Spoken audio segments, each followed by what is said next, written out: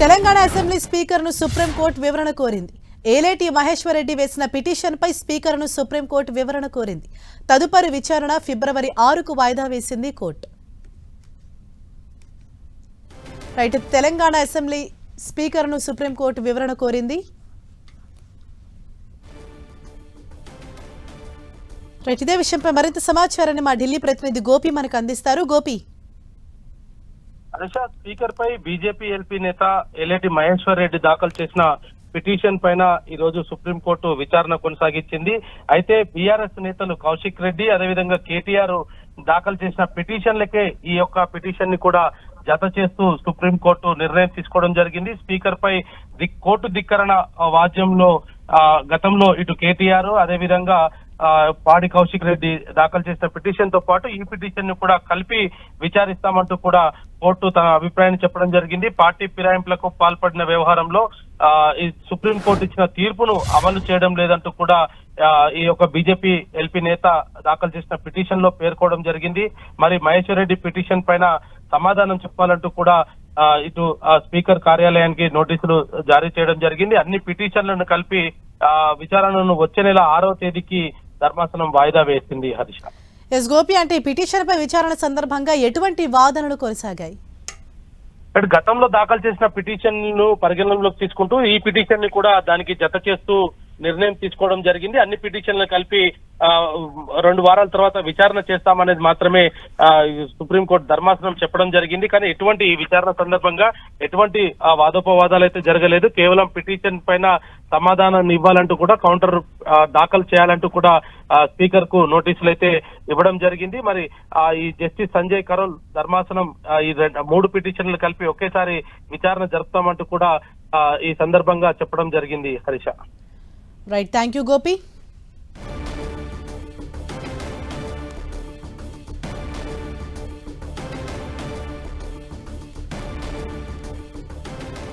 Telangana assembly స్పీకర్ను supreme court వివరణ కోరింది. ఏలేటి మహేశ్వర్ రెడ్డి వేసిన పిటిషన్పై స్పీకర్ను సుప్రీంకోర్టు వివరణ కోరింది. తదుపరి విచారణ ఫిబ్రవరి 6కు వాయిదా వేసింది కోర్టు. అలాగే దాంతోపాటు ఇటు కేటీఆర్ అలాగే కౌశిక్ రెడ్డి పిటిషన్ను కూడా జత చేసి ఫిబ్రవరి 6నే అన్ని పిటిషన్లు కలిపి ఒకటేసారి విచారిస్తామని ఈ సందర్భంగా కోర్టు వ్యాఖ్యానించింది. స్పీకర్ను వివరణ కోరింది. ఈ సందర్భంగా తదుపరి విచారణ ఫిబ్రవరి 6కు సుప్రీంకోర్టు వాయిదా వేసింది. దానికి సంబంధించిన బ్రేకింగ్ న్యూస్ మనం చూస్తున్నాం. అంటే ఈ సందర్భంగా కోర్టులో ఎటువంటి వాదోపవాదనలు కూడా జరగలేదు. తెలంగాణ అసెంబ్లీ స్పీకర్ను సుప్రీంకోర్టు వివరణ కోరింది.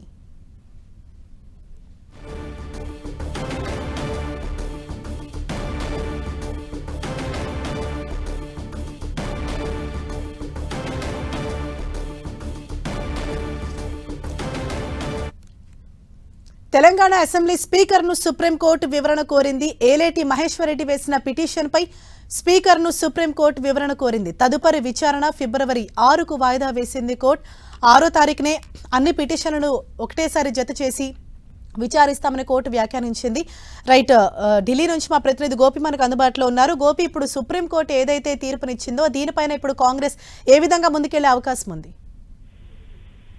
హరీష, కోర్టు ధిక్కరణ పిటిషన్ పైన సుప్రీంకోర్టు ధర్మాసనం ఈ రోజు విచారణ జరిపింది. ప్రధానంగా ఇందులో ఏదైతే బీఆర్ఎస్ నేతలు ఇప్పటికే పాడి కౌశిక్ రెడ్డి అదేవిధంగా కేటీఆర్ దాఖలు చేసిన పిటిషన్ తో పాటు బీజేపీ ఎల్పీ నేత దాఖలు చేసిన పిటిషన్ పైన కూడా 3 పిటిషన్లను కలిపి ఒకేసారి విచారణ జరుపుతామంటూ కూడా ధర్మాసనం ఈ రోజు తన అభిప్రాయాన్ని చెప్పడం జరిగింది. దీంట్లో కౌంటర్ దాఖలు చేయడానికి కూడా కొంత సమయాన్ని కూడా కేటాయిస్తూ ధర్మాసనం నిర్ణయం తీసుకోవడం జరిగింది. అయితే ఒకవైపు ఇటు బీఆర్ఎస్ నేతలు, మరోవైపు ఇటు బీజేపీ నేతలు ఇద్దరు కూడా దాఖలు చేసిన పిటిషన్ పైన సుప్రీంకోర్టు ఈ రోజు సుదీర్ఘ విచారణ జరపడం జరిగింది. గతంలో కూడా దాఖలైన పిటిషన్లకు సంబంధించి గత విచారణ సందర్భంగా కూడా అనేక అంశాలపైన ఇటు ధర్మాసనం తన అభిప్రాయాన్ని కూడా వ్యక్తం చేయడం జరిగింది. ఇప్పుడు ఈ రోజు ఈ యొక్క పిటిషన్ పైన అంటే ఇటు మాధవ్ రెడ్డి అదేవిధంగా పాడి కౌశిక్ రెడ్డి, కేటీఆర్ దాఖలు చేసిన పిటిషన్ మూడింటిని కలిపి విచారణ జరుపుతాము. కాబట్టి పిటిషన్ విచారణ సందర్భంగా కౌంటర్ దాఖలు చేయాల్సిన అవసరం కూడా ఉంటుంది. కాబట్టి స్పీకర్ కార్యాలయానికి గడ్డం ప్రసాద్ కు కూడా నోటీసులు ఇవ్వడం జరిగింది.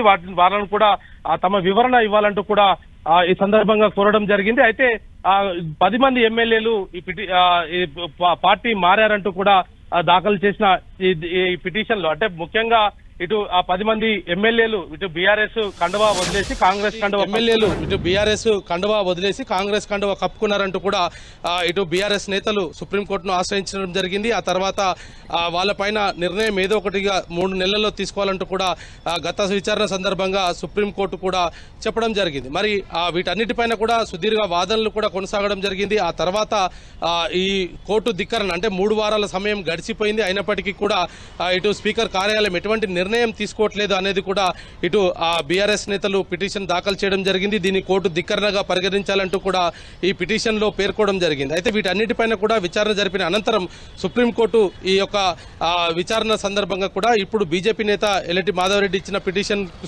సందర్భంగా ఇటు గతంలో దాఖలైన పిటిషన్ తో పాటు ఈ పిటిషన్ ను కూడా కలిపి విచారణ జరుపుతాము.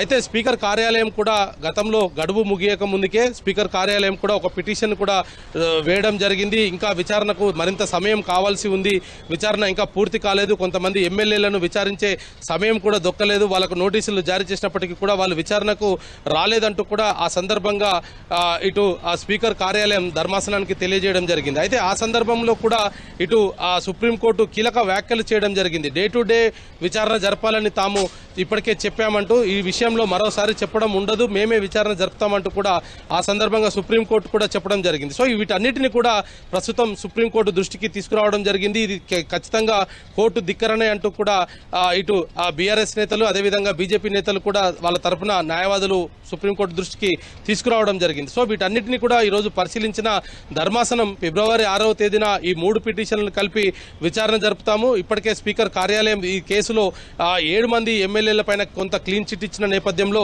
మరి ఇంకా మిగతా 3 ఎమ్మెల్యేల పైన ఎటువంటి నిర్ణయం తీసుకోకపోవడం, గత విచారణ సందర్భంగా కూడా 3 ఎమ్మెల్యేల తీర్పైన 3 వారాల్లోనే నిర్ణయం తీసుకోవాలంటూ కూడా డెడ్ లైన్ విధించడం, వీటన్నిటిని కూడా పరిగణనలోకి తీసుకోవడం జరిగింది. మరి ఫిబ్రవరి 6వ తేదీన స్పీకర్ ఇది కోర్టు ధిక్కరణగా పరిగణిస్తుందా, లేదు అంటే డే టు డే విచారణ జరపాలంటూ కూడా గతంలో సుప్రీంకోర్టు ఇచ్చిన ఆదేశాలను స్పీకర్ పట్టించుకోవట్లేదనేది భావిస్తుందా అనేది కూడా ఫిబ్రవరి 6వ తేదీన అయితే ఒక స్పష్టత వచ్చే అవకాశాలు కనపడుతున్నాయి. హర్ష. Right, thank you Gopi.